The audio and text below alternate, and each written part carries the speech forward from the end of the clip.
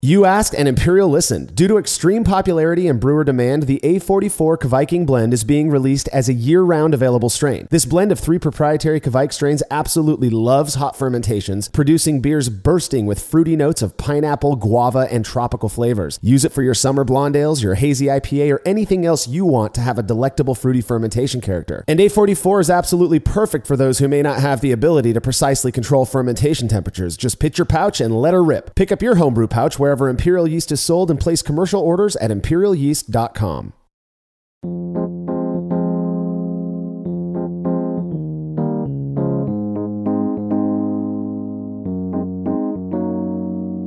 There are a number of things brewers do when making a batch of beer, some serving a rather necessary purpose, like mashing, boiling, and fermenting, while others kind of seem less important, I guess, but are believed to have a noticeable impact on the finished product. This is the Brewlosophy Podcast. I'm your host, Marshall Schott, and in this episode, contributor Andy Carter is with me to talk about one such method. Yeah, today we're going to talk about Vorlauf, the part of the brewing process you'd almost take it for granted, and I wanted to dig a little bit deeper in and look at some of our results and some of the history of mash recirculation. Yeah. When I moved from extract to all grain, whether or not to Vorlauf before lautering was never something I even questioned, because I guess in part it's just so easy to do. It's not like it gets in the way. It maybe takes like 45 seconds. What really got me thinking about it was as brew in a bag started to rise, the grains are removed from the wort rather than the other way around, which is most methods. And so it skips the whole Vorlauf process. And in the earlier days, those bags weren't terribly tightly woven and you'd often see little bits of spent grain making their way through that bag. So, I was wondering if that was affecting the beer, and nowadays brew in a bag is pretty huge. So there's a lot of people, I guess, who aren't really Vorlaufing. I've never done brew in a bag. I'm really more traditional in that sense, just a mash tun. But I think this is going to be a good topic to talk about because, like you said, it's so easy to do, so it's almost like second nature. Yeah, I think it's going to be a good discussion about a little bit of history, a little bit of science. Yeah. I'm looking forward to the historical bit as well. That is what we're going to be talking about in this episode, as well as the results of what I think is an absolutely interesting experiment on the subject. If you're a fan of this show and you'd like to receive a reward for your support, consider becoming a patron of Brewlosophy over at patreon.com/Brewlosophy. By making a small monthly pledge, you'll receive rewards like access to unpublished contributor recipes, unique discounts at YakimaValleyHops.com, and an invitation to a monthly live Q&A session with somebody in the brewing world. This month's guest is Noah Bissell of Bissell Brothers Brewing out of Portland, Maine. They're known perhaps most for their Bangin' Hazy New England IPA. If this is a style that you quite fancy, you're not going to want to miss this session. Noah will be taking questions on May 31st, 2020, so be sure to make your pledge before that date. All past sessions are available on our private Facebook page, so you can go back and watch them whenever you like. You can learn more about becoming a patron over at patreon.com/Brewlosophy. Another really easy way to support us is just by using the links that you can find at brewlosophy.com/support when you're doing your shopping online. Your experience doesn't change at all, and we get a little kickback for the referral. And finally, if you wouldn't mind letting us know what you think about this show by leaving a rating and a review in Apple Podcast or wherever it is you listen to podcasts, we'd really appreciate it. It helps people to find the show who may not have heard of us yet. Feedback this week is brought to you by Brewers Hardware, who specialize in triclover compatible sanitary fittings, conical fermenters, kettles, and brew stands. Brewers Hardware offers a variety of unique items for home and craft brewers, including high-quality stainless fittings at great prices with super fast shipping. Learn more at brewershardware.com, and don't forget to mention Brewlosophy at checkout to receive a free gift. That's brewershardware.com. Listener Matthias Fisher wrote in with feedback on our recent Brews Views episode where we talked about cutting corners when brewing lagers. He said, I think my favorite part of brewing is the wide array of opinions we can all have on a single topic. Concerning the discussion you had about what you can call a beer based on how it tastes, what ingredients are used or processes utilized, I think it's important for all of us to remember that we're referring to the BJCP guidelines, not the BJCP rules. I personally put recipes together that seem like they will taste good and figure out what the style should be called after the beer is finished. This isn't for every batch, but probably half the time I brew, it's without a particular style in mind. I do this often for beers I submit to competition as well. Also, I still fly sparge and ferment my lagers at 50 degrees Fahrenheit or 10 degrees C. I think he hits on a great point. Guidelines. These aren't written in stone tablets. Clearly, the guidelines change over time. Guidelines are from experience and what people are brewing. No one called hazy IPA.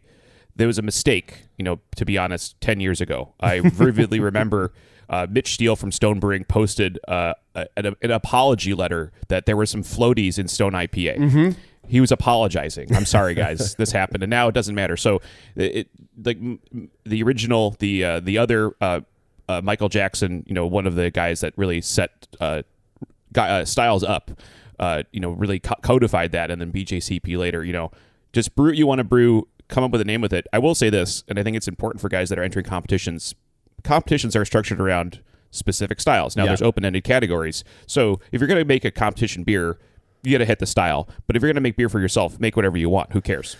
Yeah, I agree. And I don't have it in me to like just throw ingredients together and then see where it lands. Like, oh, I guess I'll call it this style. My point was more that if I want to make a German Pilsner and I decide to use stuff that a traditional, a German Pilsner might not be brewed with, I'm still comfortable calling it a German Pilsner. But I like what Matthias is saying here. And it's on the point of competition, one of the more interesting things to me about that is that the BJCP guidelines really is set up, in my opinion, for those who really are trying to compete and nail down a specific style that a couple of dudes agreed was, this is how you do it. This is how it's described and whatnot. The interesting thing about competitions is what you'll often find, and this has been my experience as a judge and as a competitor, is that the kind of the exaggerated versions of a style are the ones that end up scoring well, in part because, that's what gets noticed, I suppose, when you're drinking a flight of these beers on as a judge. Yep. Yeah. I mean, things like not stick out like a sore thumb, but that could turn negative to you. I mean, I've definitely been at tables. I mean, it happens at least once a competition.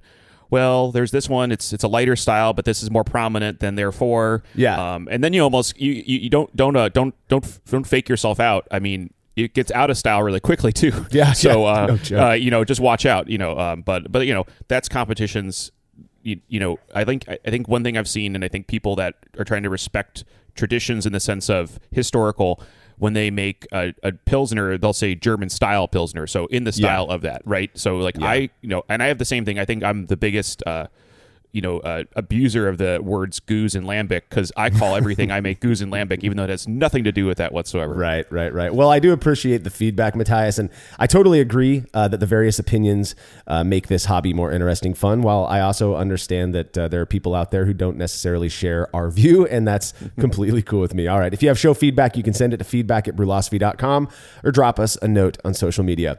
One of my favorite styles of all time is Vienna Lager. I've probably brewed it more than any other lager style, using all sorts of methods, from short and shoddy to traditional. Well, a few months ago, I received a package with a couple bottles marked 7A, the style indicator for Vienna Lager in the BJCP guidelines.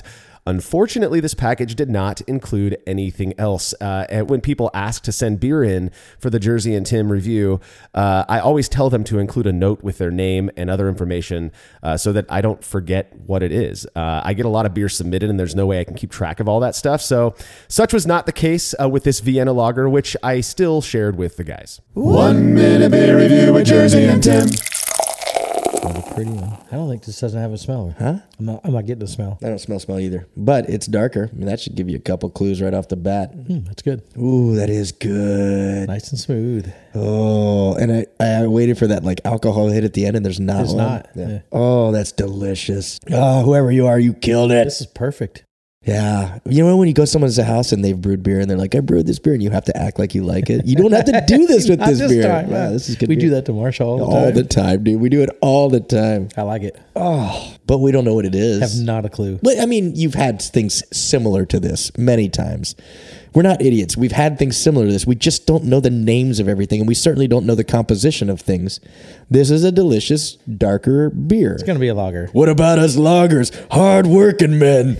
Oh, this is so drinkable. Yes, very, very good. So low alcohol content for sure. I would go with that as well. No bite, crisp, clean, I guess dry maybe. Like, it's not super sweet. It's just, I don't know what else to tell you. It's good. It's really, really, really, really good. Someone did a great Not job. even going to guess on the type, because we'll just look like fools. And we don't want to end it that way. Let's just end it with, we both love this. This is a delicious beer. It's a very good beer. Oh, that's good. Dude, I'd have another 4 or 5 of those. 69 Jersey and Tims. I'll give it 69 jerseys. How many Tims? Oh, that was the average? That was, Oh, that comes out to 5 jerseys and 10 Tims or 9 Tims. It's a good beer. First off, if you're the person who sent this beer in, please shoot me an email so I can give credit where it's due.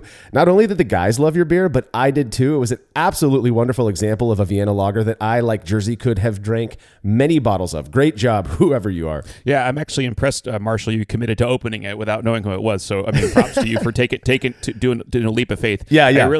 I'm really impressed with Jersey's and Tim reviews. I think they're getting a lot better about describing the beers, getting to some root cause stuff, and they said they loved it, and this is one of the few reviews where I'm like, now I really want to have this beer. Yeah. Oh, dude, it was really, really good. And it's funny because when I first opened the bottle, I didn't know if it was like 7A or if it was some symbol, like an upside down AL type of thing. And so I was just kind of stuck. And then, of course, when I poured it out and I tasted it, was pretty obviously a Vienna lager.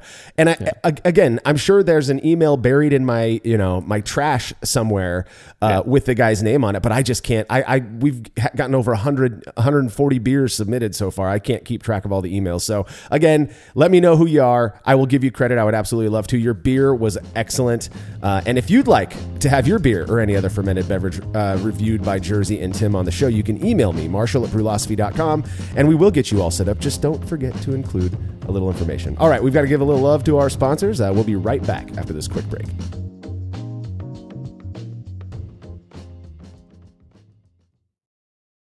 The brew in a bag method has blown up over the last few years, and in that time, it's become very clear that not all bags are created equal. For the best BIAB experience, you have got to go with the brew bag. Made from high-quality, food-safe polyester, the brew bag is available in both 210 micron for standard brew in a bag, as well as 400 micron, which works beautifully for all-in-one recirculating systems. I've been a brew bag user for years and wouldn't brew without it. Head over to brewinabag.com to get the fabric filter that works for you, and use promo code TBP17 at checkout to receive a discount. Again, that's brewinabag.com.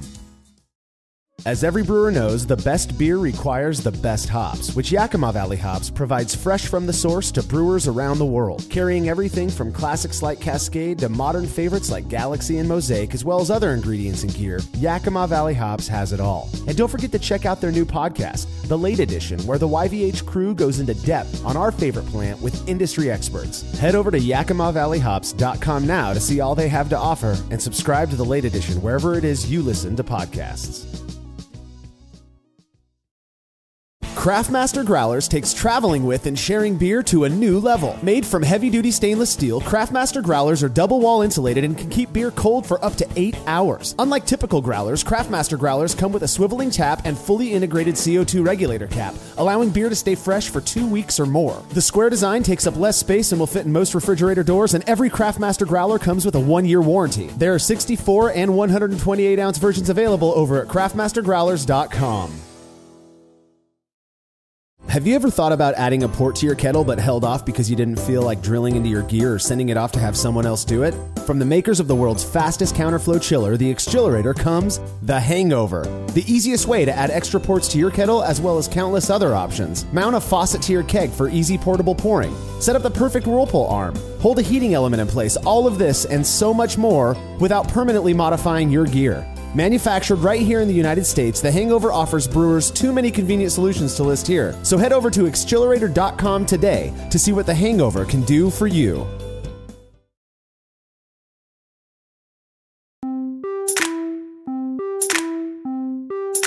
When you think about the role malted barley plays in the brewing process, the focus is usually, and quite understandably, on the endosperm that lives inside each kernel, as this starchy substance is what ultimately gets converted into fermentable sweet wort during the mash. While the rest of the grain assists in wort filtration when lautering, it really serves no other purpose and is strongly believed by many to negatively affect beer if it makes its way to the boil kettle. Vorlofting, or German word for run ahead or the leader, is a process for mash when you do all grain mashing. So if you've been still doing extract, you'll learn about this soon enough.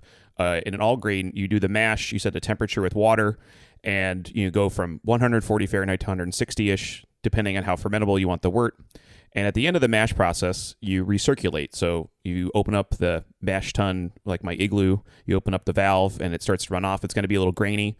And it's almost like second nature. We talked earlier. It's almost an afterthought. Oh, I'm going to put a little bit of this back in. The mash is going to filter it, and off we go. And what we're going to talk about is that recirculation process. What is it doing? Why are we doing it? So for me, I'm really about trying to get the facts straight before we enter into the discussion. So I think what you have to do to understand this better is look at the styles of brewing. United States homebrewers took on piecemeal parts, German style brewing, English style brewing, and then combined into American style brewing. What's the biggest best-selling beers in the United States are pilsners or light ales or light lagers, right? So German brewing is where they're going to start. So if you're at home, what do we have? We have an igloo cooler or a brew in a bag or an electric system. These are what I'll call combo mash lauter tons. You're going to mash in the same vessel that you're going to lauter. So those are two separate processes. So if you go and look at history, especially look at pictures of old breweries, they have these huge copper kettles and all these meltable vessels. I think it's important we should understand why those vessels exist. So if you had a bigger brewery, you would have a mash tun and a lauter tun, two separate vessels. Why would you do this? First, those two separate vessels are geared to do two different things. Mash tun is the mash where you do the mash, and then lauter tun is where you remove the liquid from the grains. Mash tuns come in all shapes and sizes. Lauter tuns, all shapes and sizes, but purpose driven. Why have two systems? Other than the efficiency, it means you can make more beer per hour. Right. If you have multiple vessels, you can be mashing one, lautering one, boiling one, and whirlpooling one. That's a 4-vessel system. So German brewing has a lot of this mash tun, lauter tun. English brewing, on the other hand, single infusion, mash tun, that's it. And then you much more like American home brewing. And you're going to see this more in especially American systems, combo mash lauter tun with the rakes and so on and so forth. So, what's going on in a mash tun, you're breaking all the grains up, you're adding hot water. This is going to be a much more runny or much more, soupy looking consistency rather than within a mash tun, lauter tun combo English brewing. So, you're just not going to get the same kind of filter bed, so to speak. So we talked earlier a little bit what's going on in the grains that could cause problems, the lipids and the polyphenols. And so I was digging in a little bit to find some data on what comes into from these different wort streams. And it's pretty interesting because I think most people know this that have been brewing all grain for a little bit. You can do a mash and then you can sparge it, and sparging, fly sparge or batch sparge, all those things. Really the big difference in all those little techniques is, well, first is personal preference. I just always batch sparge. That's just me. Yeah. Latter, sparging with water and doing fly sparging. The big thing there is efficiency. You're going to have a more efficient beer, but then you're going to extract more polyphenols or lipids and things, and these just have negative consequences to the beer. But if you look at the techniques and you look at modern malt, there's not a ton of that to worry about as much. Yeah. Remember, brewing been going on for a long time, so some of this stuff, especially mash lauter tun type things, developed when grain was much less efficient. You weren't getting this, 2-row that's plump and, golden color, much less efficiency back then. So you had to work very hard to get the maximum amount of sugar out of these grains. Yeah. I think one of the best places to talk about the history stuff, there's a guy named Ron Pattinson. He runs a blog called Shut Up About Barclay Perkins, and talks about mash tuns and lauter tuns in German brewing and English brewing. In general, these pieces of equipment are very old, so they have all these different kind of crazy mechanisms for doing this. Another good research, and it was fun to find this one. This is a big textbook. It's about 1,000 pages long. It's a guy named Dennis Briggs. It's called... I believe it's Brewing Science and Practice. Yeah. Big book. Yeah. He talks about mash tun, lauter tun. I'm going to just repeat what he's got here. So when it's stand or with an underlet, the first wort is run off of a mash tun. The first runnings might be a little turbid. We've experienced this. And there's pumped back to the top to run bright and recirculated. So remember, in a mash lauter tun combo like English brewing, you're not really moving the grain around a lot. So you get that chance to set up a bed. Lauter tun, the stirred and this is what he has about lauter tun. The stirred and waterlogged mash does not float. It's a big old soup. And when the first wort is drawn, it really has really fine material in it. And that material needs to be recirculated a few times. The grain bed then acts as a filter. So in a lauter tun, they're saying it goes from the mash tun to the lauter tun. It might take 5 to 10 minutes to get a clear wort off of that. So, Yeah. I've never experienced that at home. I think you would have to be really beating the crap out of your malt or have a very finely processed malt. And that is what a mash tun by itself is doing. They're also called mash mixers. Yeah. Yeah. The whole Vorlauf thing and recirculation. I mean, you've got, I think in my experience, again, I don't consider myself an expert necessarily on German words or specific German brewing practices, but there's mash recirculation, which you see a lot of brewers doing with like a Herm setup type of thing where they're recirculating their mash the entire time. On the system that I brew with, which I've talked about in a past episode, I'm on the SS Brewtech 1V. They recommend, hooking up a pump and you can recirculate your mash, throughout to help keep the temperature consistent throughout, your mash while you're mashing. Vorlauf, in my experience, is referring specifically to that recirculation at the end of the mash rest. And what I was taught, in the beginning was that you do that so that you, again, like you were mentioning, Andy, to get the clearest wort over to the boil kettle, but then also to make sure that grain bed is set enough so as to retain any grain husks. The issue there being that husks, which we know possess tannins, and that when those husks make their way over to the boil kettle, that heat extracts those tannins, which can then lead to an astringent off flavor in beer. So I think that's a great point.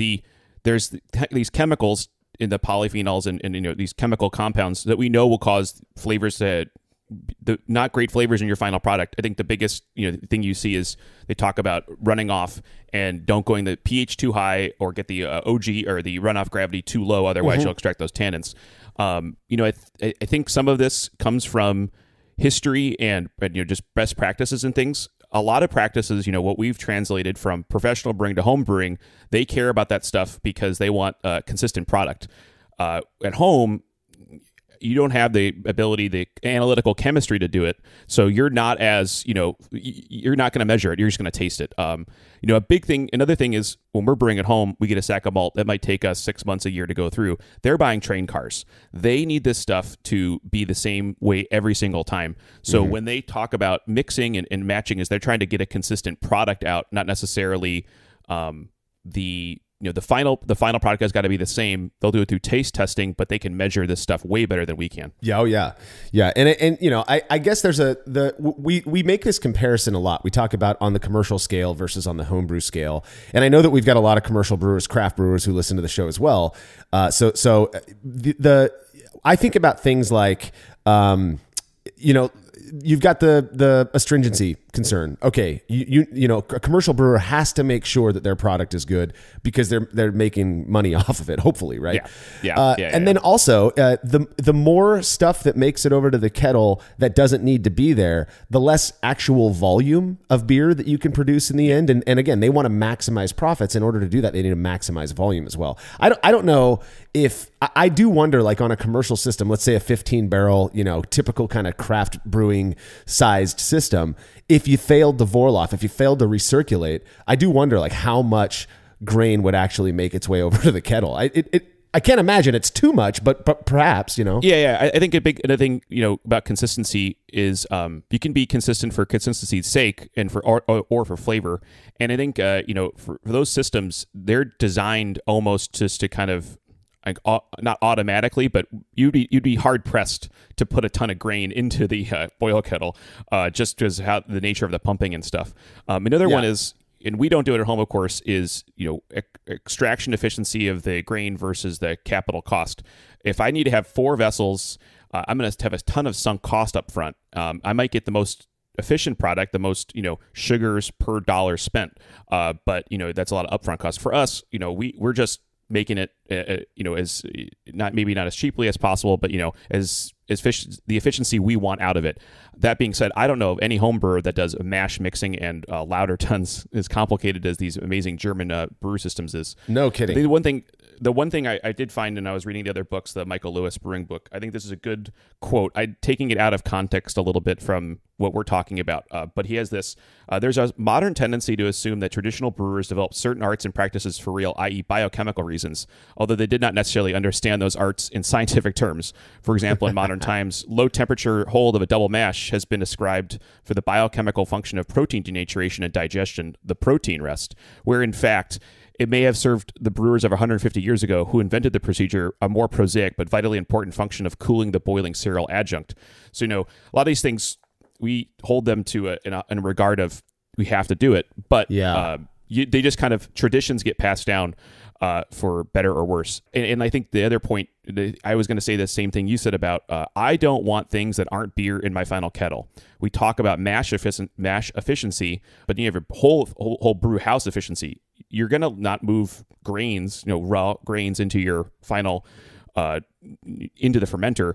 Not only is that not beer, not drinkable, that is a infectious risk too. You boiled it, but that is something that stuff can live on, and probably ride along with little bacteria and stuff. So you want to watch. That's another reason not to put that into your final kettle too. Yeah, I'd be hard pressed to think that after a 60-minute boil there'd be any bugs on it that could spoil the beer. But still, and that again, risk reduction. I mean, when you're brewing a batch of beer, even at a 5-gallon or 1-gallon homebrew batch size, you're investing a lot of energy and time and money into making this beer. You want to do everything you can to ensure that it's as good as possible.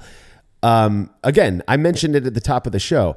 The whole Vorlauf process just seems so simple and so easy, and that there's no reason not to do it.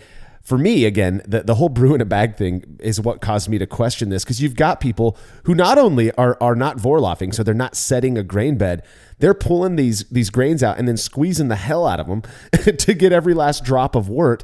And I remember in the beginning days of brew in a bag, when it became this thing, as the Australians were sharing this crazy method with us, there was a lot of concern about that leading to lower quality beer, but in particular the whole astringency argument, right? That the harder you squeeze it, like you've got the power to squeeze tannins out of those grain husks, Yeah. It's like when I first started brewing, and I was doing malt extract, and you would get the little bag of specialty grains, and it would say, I think probably in bold on the Northern Brewer kit, "Do not squeeze this bag." Yeah, it'll ruin your beer. And I mean. Now, it's almost like we forgot about that, and especially the brew in the bag guys. And I mean, you make a good point about that. So brew in a bag, you can have variable. You can, if you do it right, I think you can get efficiency just the same as you could get from a real mash tun or a sparge. Oh, sure.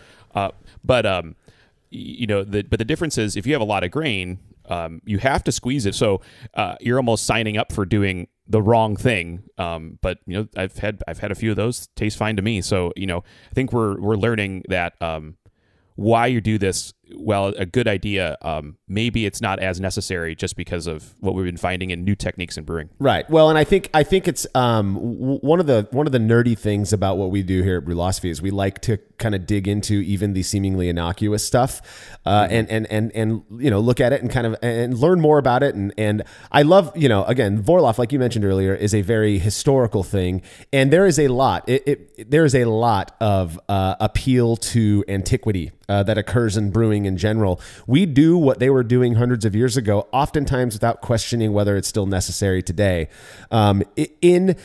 In regards to something as simple as the Vorlauf, I don't think it's a huge deal whether you do it or not, even if it doesn't make a difference. But it does seem to. I mean, there's nobody who batch sparges basically who doesn't use a bag.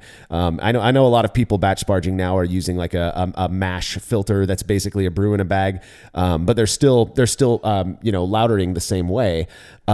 If you don't use a bag, which are very tightly woven nowadays, you are going that your first runnings, if you don't Vorlauf, will definitely have grain bits in them. And I can't count the number of times where I was judging a beer or somebody was reviewing a beer and they mentioned getting an astringent thing, which maybe we can talk a little bit about what astringency is and how people experience that, but they get some form of astringency and the one thing they go to is, they probably didn't recirculate or Vorlauf, because that's in beer. How else do you get astringency in beer if it's not from the grain husks, right? And so for me, the Vorlauf process was always about that, not so much like mash recirculation and trying to get maximum efficiency, but really it was like, okay, that's the way you avoid astringency. So astringency is kind of I kind of think of it as a sticking or kind of a it's the best way to probably describe it is it's take a bag of tea, and just put it on your tongue. That's going to be astringent. So it's not bitterness. We're going to tie those two together. I think sometimes people confuse the two. Bitterness and astringency are different things.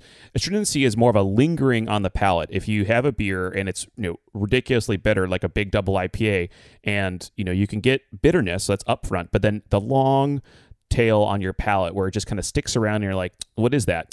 That's astringency. So tea is a good way to get that taste or get that sensation. A magnified example. Yeah, the way that I experience it, I've heard descriptions from other people that I feel like I've experienced before, but the like surefire sign that I'm perceiving an astringent characteristic, whether that's from tea or beer, is that the very back of my jaw, like right where my mandibles, that there's that jaw muscle, it sort of tightens up, and I can taste the astringent, not taste it, but you experience the astringency. Yeah. It's almost like it's like this tightening of my jaw. It's nothing real bad. I experience it quite often when I'm drinking red wine. I think that's quite astringent.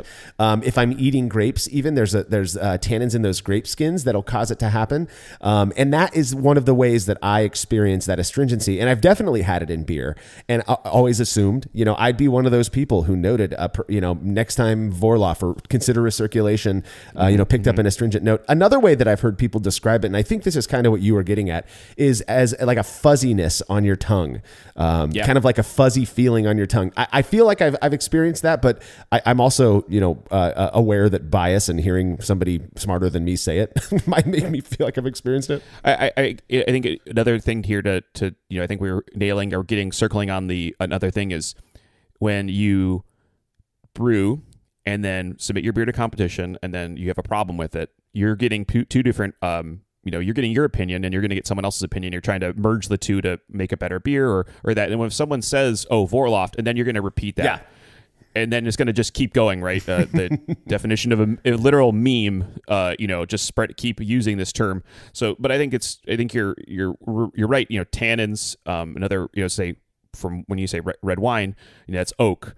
That's where those tannins are coming from. So, for beer, I mean, absolutely, it's measurable. It's analytical. You're going to get polyphenols and tannins from the grains. How much? That's the question. The next thing is there's so many other parts in the process where weird bitterness can come from. I think a big one, or weird astringency, excuse me. The big one I think is hops. I think, and haven't done, again, I don't have a gas chromatograph, so I can't tell you exactly what's going on, but I have a suspicion. There are some hops that the bitterness comes off much more astringent than other hops. I know we could go on the low and high cohumulone game for a while if we wanted to. Not today. But I played around when I was doing a lot more West Coast IPAs. I played around with like every type of bittering hop just to see what I liked and didn't like. Yeah, I did one with super galena, and man, people were not happy with that. It was very astringent. So, I mean, it happens. I think you're getting a couple different things. Grain is one, but I really do want to point to, I think it's bittering hop selection is probably where people get the most hung up about astringency. Well, and I think a point you're kind of making as an aside here is that there's, because you perceive astringency in beer, perhaps doesn't mean it's because one failed to Vorlauf. And I remember I was brewing with some buddies one time. This was an utter crap show, if you will.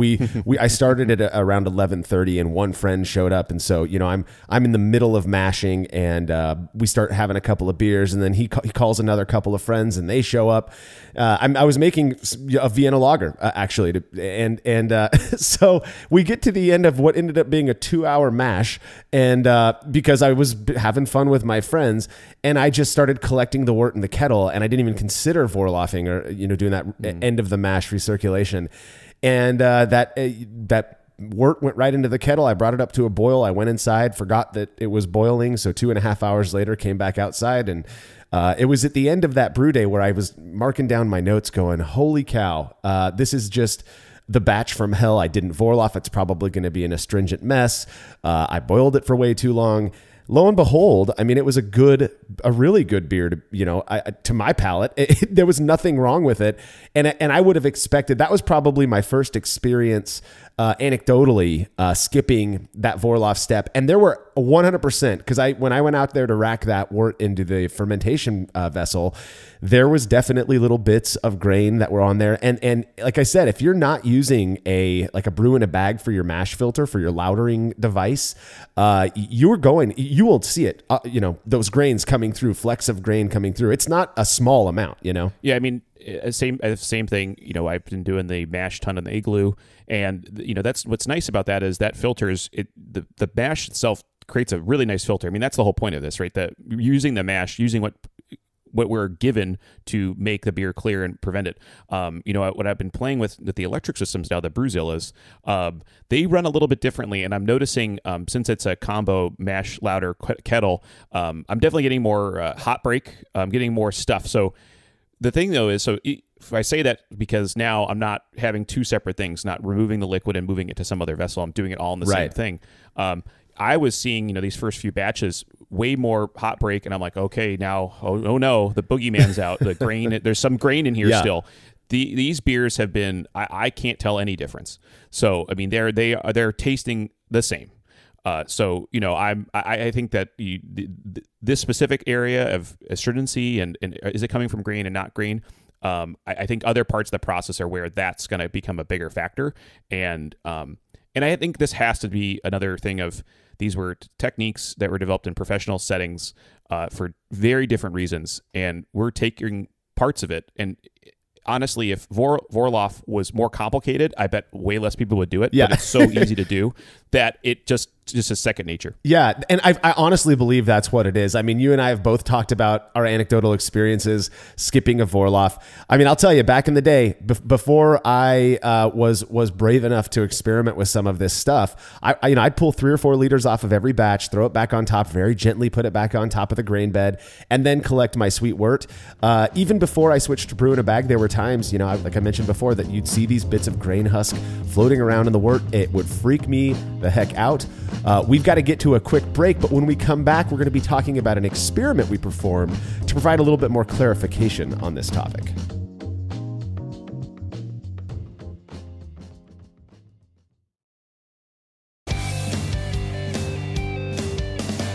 Compact and simple to use with a small footprint for brewing indoors, the Grainfather makes it easy for you to brew professional quality beers at home. The Grainfather is an all-in-one brewing system that lets you brew all grain beer in a single compact stainless steel unit. It uses an electric heating element and pump to maintain a constant temperature and to circulate the wort during the mashing and cooling stages. It also comes with a counterflow chiller to reduce chilling times and produce high-quality wort. And now, with the addition of their conical fermenter, the Grainfather takes things one step further by offering homebrewers state-of-the-art temperature-controlled fermentation just like commercial breweries use. And with the Grainfather Recipe Creator and Connect app, you can easily design a recipe, sync your brewing system with your phone, and then just sit back and relax as the app takes over and assures that you maintain your scheduled mash temps and boil schedule. Head to Grainfather.com to purchase your all-in-one brewing system today and to sign up for their free recipe creator tool. Once more, head on over to Grainfather.com, that's Grainfather.com, and get started today. Family-owned Atlantic Brew Supply is the largest homebrew shop in the Southeast. No gimmicks, no multinational corporate overlords, and no BS. They offer exclusive malts, yeast, and more from local artisans, as well as award-winning recipe kits. They also sell professional brewing gear and cask equipment from sister companies ABS Commercial and Cask Supply. Most ingredients are available by the ounce, plus Atlantic Brew Supply has an on-site calculator to help you craft your best brew. Orders are processed same day, and 2-day shipping is guaranteed for East Coast customers. Get 15% off your first order using promo code BREWPOD, that's BRUPOD at AtlanticBrewSupply.com. After a long brew day, the last thing I want to do is waste more time chilling wort. I've tried so many different options, and ultimately I settled on the super efficient immersion chillers made by Jaded Brewing.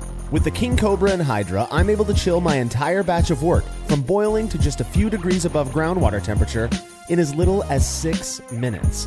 If an immersion chiller is right for your brewery, then do yourself a favor and check out all of the rad options Jaded Brewing has to offer at jadedbrewing.com.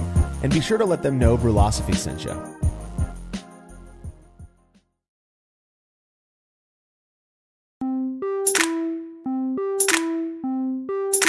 There's no questioning that grain husks possess tannins and that tannins are perceptibly astringent. We know that. For this reason, performing the simple step of a Vorlauf is sort of a no-brainer. What when you're using a method that doesn't really allow for a Vorlauf, or the occasional batch where spent grain ends up making its way to the boil kettle anyway?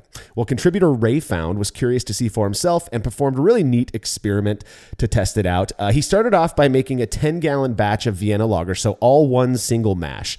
And now, the original title of this that we were working on was an extreme, test of not Vorlaufing. So you'll understand why we called it that here in a bit. So he made a 10-gallon batch, single mash, 60% Vienna malt, 25% Pilsner malt, 13% light Munich malt. So that's that Seven Love stuff. And then 2% pale chocolate. He mashed the whole thing at 150 degrees Fahrenheit or 66 degrees Celsius for 60 minutes. And then at the completion of the mash rest, he did his normal Vorlauf process, collected the full volume of sweet wort, mixed it all up, and then split it evenly between two boil kettles. Now, here's where the variable comes into play. Into one of those kettles, he went back to the mash and stole 200 grams, which is 7 ounces of spent grain, and then tossed that into one of the kettles of wort. I think if I saw someone do this, I would have a panic attack. It's stupid, but that's what we do, right? Again, Yeah, this was an extreme condition, right? So again, unlikely anybody in reality would ever actually do this. But the idea was we really wanted to test out just what will happen, because all of this talk about do not boil grains because you'll get astringency. So and I think it's important to do the extreme. I do this at work. You want to push the limits, because by doing that, you find more truth out of the process, right?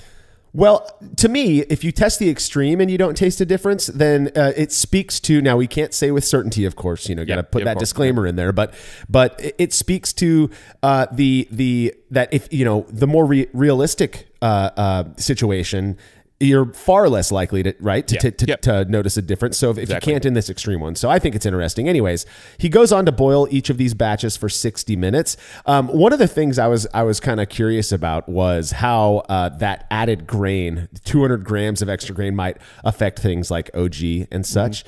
So during the 60-minute boil, he added 23 grams of Magnum at 60 minutes, and then 56 grams of Hallertauer at 10 minutes. He said that during the boil, he noted a scabby film on top of the boiling wort that the grains were added to, which was not present in the other batch.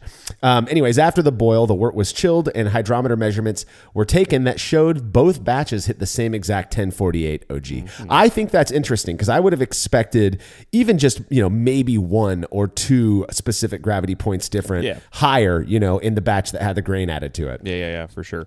I mean, so those meters, I mean, I always give an error bar on my hydrometer of a point here or there, so hard to measure without some more analytical stuff. But I mean, not surprising, but also not surprising too. Yeah, exactly. And, we use hydrometers, and some people get all up in arms if we say it's 1048 and they see the meniscus is at 1049. I mean, come on, who cares? And, but regardless, these ones really did look identical. I mean, there was no difference in these. I was also curious about the color, and you can see in the hydrometer photos in this article that those samples actually look really, really similar as well. So he ended up transferring identical volumes of wort to separate PET carboys that were placed in a fermentation chamber and left alone for a few hours to finish chilling, to raise desired fermentation temperature of 58 degrees Fahrenheit or 14 degrees Celsius, at which point he split a yeast starter of the PJ Frö Kolsch yeast. It was WLP 029 equally between the beers. Yes, he's making a Vienna lager with the Kolsch strain. That's fine if you're upset by that.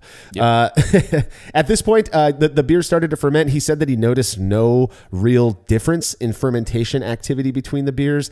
Judging by the photos, I don't know, maybe you see something different, Andy, but they look pretty identical as well. Yeah. I mean, I think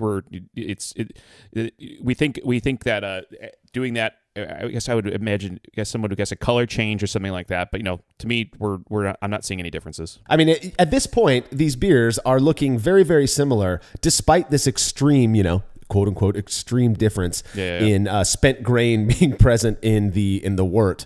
And just to note, the other batch that was Vorlauf, Ray said he noticed nothing, no grain in it at all. So this was really an interesting comparison of these. So he let the beers ferment for a week. The temperature was raised up to 72 degrees Fahrenheit or 22 degrees Celsius, and then left alone for another week before he took hydrometer measurements, showing that the beers reached the same exact 1011 FG. Again, I thought that was interesting. I expected at least something a little bit different, but it just seems like this grain had zero impact.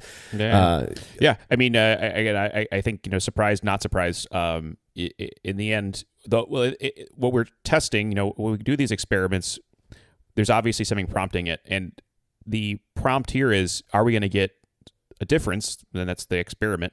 But what we were getting is an impression on taste and not appearance. I am actually, maybe I'm starting to talk myself out of this. Maybe I was more surprised not to see some color change. Yeah, I know. Me too. Yeah.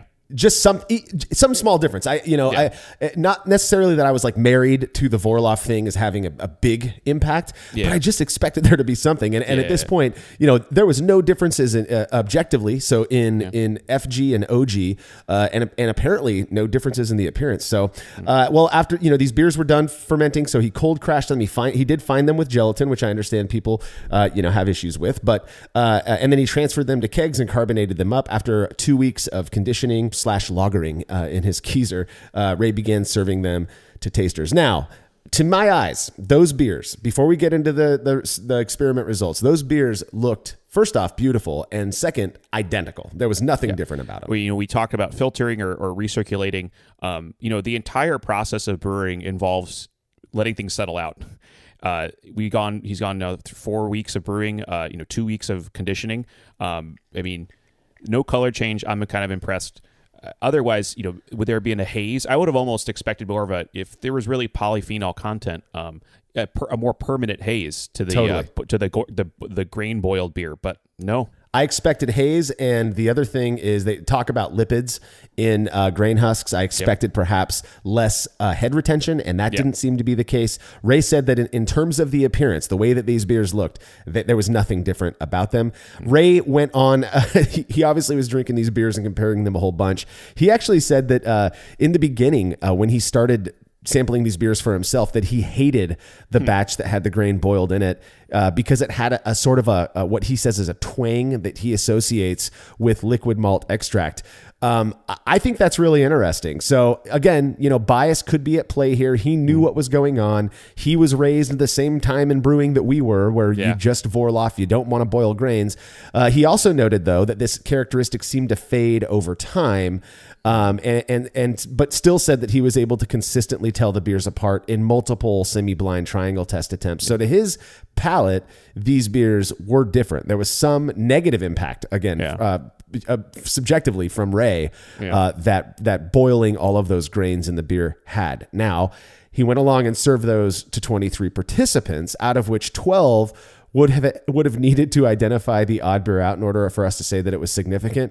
But in the end, only 11 people did. So we could not, at 0.05 p-value, we could not say that these beers were distinguishable by at least by this set of testers, which I think is really, really interesting. Yes. So like all of our experiments, doing them blind is trying to get the best results possible. And like Ray was saying, he didn't like it. He knew the two apart. But it faded over time. He also knew the variable. So, knowing it and having that in your memory and your mind of that is going to play with you. Now, going blind is how you can really get to the root cause. And, there's this small, not statistically significant. So here we go. But it just goes back. If we read everything we've talked about in this episode about filtration and recirculation, I think I'm kind of happy about this result that they couldn't be told apart, because it does kind of prove some of the things we were saying about why you do these things in recirculation. That's maybe not where the bitterness is coming from or the astringency is coming from. I think looking at other parts of your process to find that out. The twang is kind of interesting. He talks about, and that kind of stuck with me for a while when I was thinking about this episode. I see this kind of consistently in beers I brew, and I bet you see this, Marshall. You keg it. It tastes one way on Monday. You try it on Wednesday, it tastes different, and then on Friday, Saturday, it's going to still taste different. So conditioning, a whole another part of brewing. I don't know if we've really tested a lot of that. There's been some experiments on this, but that change over time, that's just part of the brewing process in general. Yeah. The twang, I bet. I'm willing to bet tasting it. It's unfortunate you can't clone Ray, 100 Rays and then have all of them taste it and then get this significance, right? Because there is a part of this, I think, that, it matters what you can and can't taste.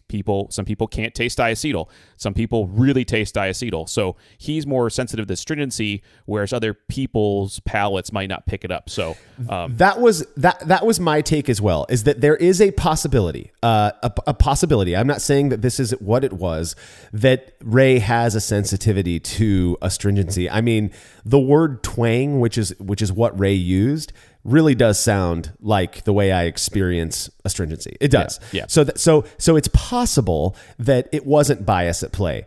Again, I still think that bias likely was. I mean, bias is always at play, but I'm not sure. This was done a couple years ago, so we hadn't really honed the way that, as the experimenter, the way that we do our triangle test, we hadn't really developed that method yet, which we've been using a lot more lately given the quarantine. Yeah. So I'm not sure how he did it, or if he was having his wife serve him 3 cups, something like that. But I take his word that he experienced a difference between these, but I still think, I prefer blind taster data over somebody's subjective opinion all day long. So the fact that this experiment did not reach significance, that less than half, 48% of the tasters were unable to tell apart a beer boiled with 200 grams of spent grain from one that had no spent grain in it. To me, that speaks, again, extreme difference between these beers. This is the extreme of this variable, and they still couldn't tell it apart. That says to me, at the very least, this is my personal interpretation of these results, that it's more than likely not necessary to do your Vorlauf. And I know, I don't have the notes in front of me, but I know that Ray, just out of curiosity, did measure the amount of grain that came out of those first couple of first runnings before he started to Vorlauf. And again, it was no tiny amount, certainly nowhere near 200 grams, but I doubt that little amount in the boil kettle would have made and will make much of a difference. Now, some might argue that Vienna lager is, so flavorful that it got in the way. I've been brewing a bag with everything from pale lagers all the way up to imperial stout, and I've not noticed any issues with failing to Vorlauf. So I would think as an extension to this, and maybe something in the future, is I think if you take grain, I do this just because I think everyone should know all their ingredients in their process. Munch on it a little bit. Try some two-row, try some Vienna. Where I would think we could get into trouble is the darker malts. I bet if you threw 200 grams of black patent in your kettle, I would hope you could taste that. But we'll see. Yeah, 7 ounces of black patent in a 5-gallon batch is quite a bit, regardless. It's gonna. So it would be interesting. But if you're making a stout already and you steal some of that the spent grains that have all of that roasted malt in it, who knows? Maybe it wouldn't make a difference. A lot of people. We got a lot of comments on this one. I'm going to go through a couple of them here, but people did in the comments when this was published brought up the whole decoction thing, and that whole process is boiling not spent grain. You're boiling your mash grain and returning it back to the mash for temperature adjustments and arguably to others for other reasons, for flavor development. So and it's just funny, the process of decoction. I have only done partial ones, not really the full on, and I've seen pictures of people doing them, and then this is what many people want to say is critical for flavor development of these beers. But these beers are lagers. They're smooth. They're not astringent. They're not doing it. So makes you think a lot about what these processes are actually doing. Yeah, absolutely. All right, let's get to some comments here. The first one comes from somebody who calls themselves "He Who Must Not Be Named." Could be that this is a homebrew versus commercial thing. Yes, we discussed that. At a commercial scale, 7 ounces becomes an entire sack of grain being boiled. Also, I'd bet the age of the beer plays a significant role. So knocking out beers quickly to sell them plays a part. Homebrewers aren't concerned with getting the beers out as fast as possible. Now, I'm contentious here. I want my beers out as fast as possible personally. So I am concerned with that. At the same time, I get what he who must not be named is saying, though if it's a matter of scale, fine. But it seems to me like, a sack of grain in a 15-barrel batch, again, maybe the volume risk, you're losing that, whatever volume that is. I just don't know if that would have an impact on, a perceptible impact, flavor and astringency, Yeah, I think there's one thing there that I think you were cluing in on, and a scale is one thing. There is something between the commercial and the homebrew side, and it gets to bitterness and astringency. If you take a homebrew batch and go to pro side, your hop efficiency, your bittering efficiency goes way up. So the kettles and stuff are designed to extract chemicals, flavors, hops, grains, so on and so forth. So there is, I say there is something, there could be something there that adding more grain to a professional kettle could extract more things. That's, I think, definitely something. I think that's a really good point. I think another thing is, in commercial brewing, again, they want consistency. So, however it's going to be done the same way, just to make the same product. Another thing we talk about in some of our articles, and I think it's been mentioned on podcasts before, is we have beer, we have 5 gallons, we're going to drink it and make 5 more gallons. For commercial brewers, they talk about 90-day shelf codes. These things got to withstand a lot more abuse. Hot CVS end cap, for 90 days and taste basically the same. And so when polyphenols and lipids and all these things get into play, that's really, I think, maybe the real test of this part of the process. Yeah.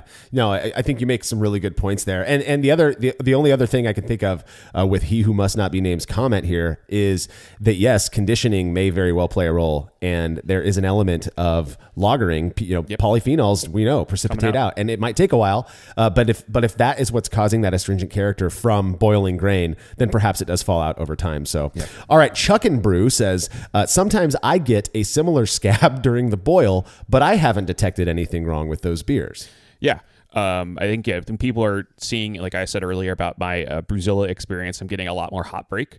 But I'm not seeing it impact a flavor impact. Now, we'll be having some experiments coming out soon to really see how 2 systems operated simultaneously taste. But I think at this point, I'm not seeing it. I'm interested to hear more of these comments just to see if there is some correlation we can draw, because I think there's something going on here. We just have to figure out what it is. Yeah, I mean, I'm sure we'll do a show on Jake's experiment where he skimmed the hot break off of his wort.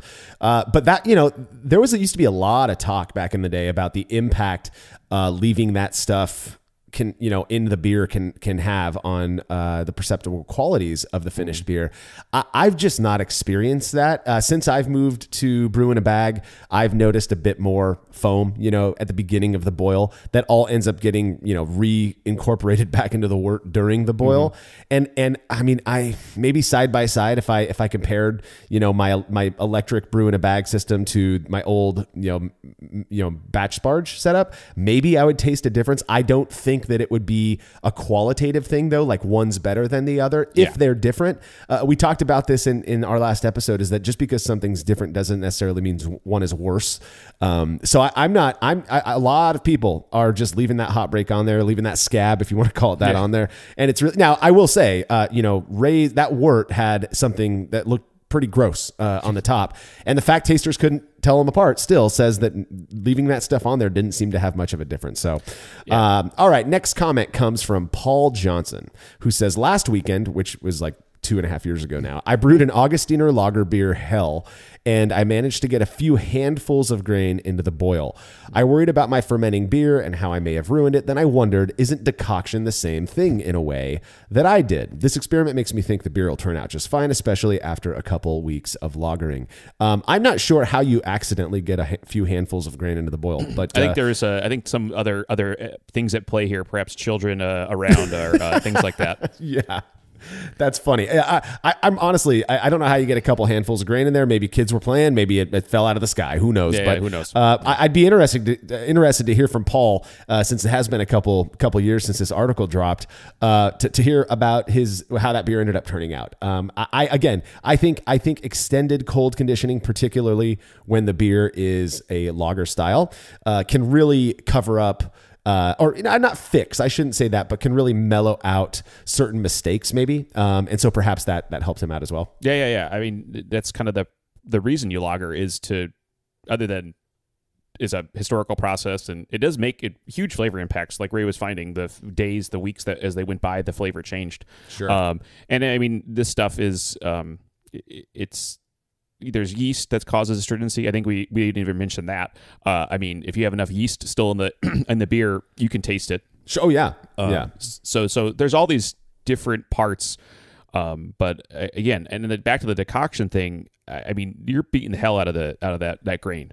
And so if you're ever going to see something, that's where you would see it. And no, not there. Exactly. And I've had so many beers that are triple decocted, which means portions of that mash of those grains went through 3 times, went through a boil. Yeah. And some of the decocted beers that I've had, I'm not sure the decoction is imparting some sort of flavor. They are still some of the smoothest lagers that I've ever had.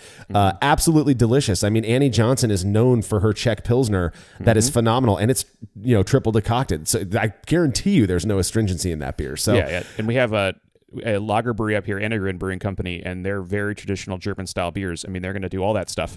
And I mean, I can't tell you another brewery locally that's making smoother, clean beers like that. Yeah, exactly. So I'm sure your beer turned out fine, Paul. So, all right. Final comment comes from John Span, who says, "I've read that tannins are not extracted from husks at low pH levels, and since mash pH is normally 5 to 5.5, tannin extraction is inhibited. Try dropping your grains in clean boiling water. This is a big issue for extract brewers who use specialty grains." I think this is such a fantastic comment.